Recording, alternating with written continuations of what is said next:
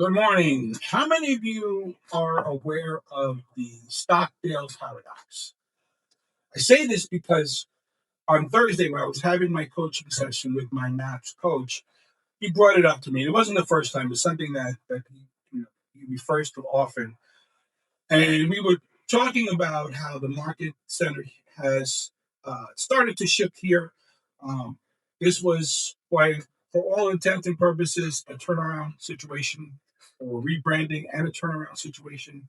And we're starting to see the light at the end of the tunnel. We're starting to see the momentum shift. There are really great things happening with our new agents who break through 120, and we have some uh, agents in higher production that are starting to come up. That being said, um, we were just kind of reviewing what it takes as a leader in order to navigate these things, particularly now when you look at the current state of not only the economy uh, globally, but also your local markets. I know down here, it's been a challenging market for us, but there are agents that are doing fantastic. Some of our teams are having the best years ever. And when we look at that common thread, right? Because that's all I do is I look at the trends, I look for systems and models, I look for mindsets, and I look for ones that work, ones that get us through. And I develop my own so that when it comes time for me to jump into that hole with anyone, I know the way out.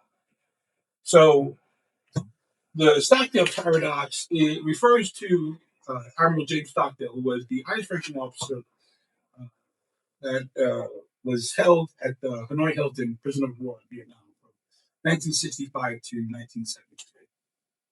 And during those 8 years, he was tortured, uh, held in isolation, just had to survive subhuman conditions, extreme torture, both physical, mental, and spiritual. And being the highest ranking officer, he had to lead his men that were in there. And he found that by maintaining belief that they were going to get through this, that he was going to get through this, at the same time facing the harsh reality, like living in those two moments, in those two states of energy, uh, enabled him to move forward and survive. And he created this code of conduct with his men. And what he found was the ones that really didn't survive were the optimists, the ones that kept saying, uh, "Oh, we're going to be out by Christmas. Oh, we'll be out by this time," and they kept putting timestamps, so to speak, or setting expectations that something was going to happen, and then when it didn't, it led to a broken heart. Right? Their spirits would break down, the motivation would break down, and ultimately, they died. However, the ones that were able to embrace the situation, but still believe that they were going to prevail, unwavering belief that you're going to prevail, were able to survive. And uh, gentleman Tim Collins wrote a book about it. It's great. And, in the study of leadership, and I do a lot of mindset research because I truly believe that, your skill set will take you a certain distance. Your mindset will take you where you want to go.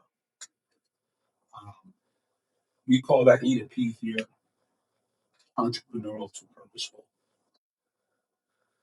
So, what can we do in our lives, in our businesses, to make sure that we have the strength and we have the comfort to sit down in the uncomfortable and say, here is what's happening. Here's what's happening with my business. Here's what's happening with the economy. Here's what's happening with my personal relationship with my family, whatever it is, you know, because we're here to coach the entire person, not just the business person, right? We want a life worth living, and we want to be able to give experiences to the ones we love. But in order to do that, we have to make we're presenting our best selves at every moment.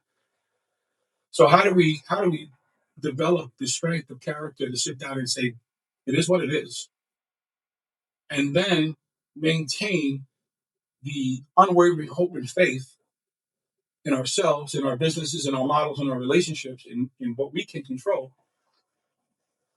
that we're going to prevail. Now, in my opinion, those two concepts are amazing. But now I'm looking for the bridge. I'm looking for, okay, I'm willing to accept it is what it is. Here's where I am at. And I definitely could believe that I can go ahead and I can make it through. And because on the other side is going to be a freedom that I couldn't imagine. And I don't want to create a permanent solution for a temporary problem. Right? So, in my opinion, it's systems and models. Right? That's where those systems and models come in. First, we have to be able to accept where we're at. Then we have to take a look at ourselves and say, do we believe that we have the team in place? Do we believe that we're the leader, that we're the person, that we're the one that can get this done? Great. Okay, what systems and models can I implement to make sure that we do this? To hold me accountable so that I show up and I do the things I need to do every day. Right? Because this optimism, right? The optimism that broke those prisoners of war is the same kind of optimism I'm seeing now that's breaking people's businesses. They're waiting. I'm waiting for interest rates. That's breaking homeowners and home buyers. That's breaking their ability to create generational wealth because everyone's waiting for something to happen. And when it doesn't happen, it just creates more resentment, right? Creates more fear. And I'm seeing a lot of agents right now that are pulling back and waiting for things to change before they really engage in their business.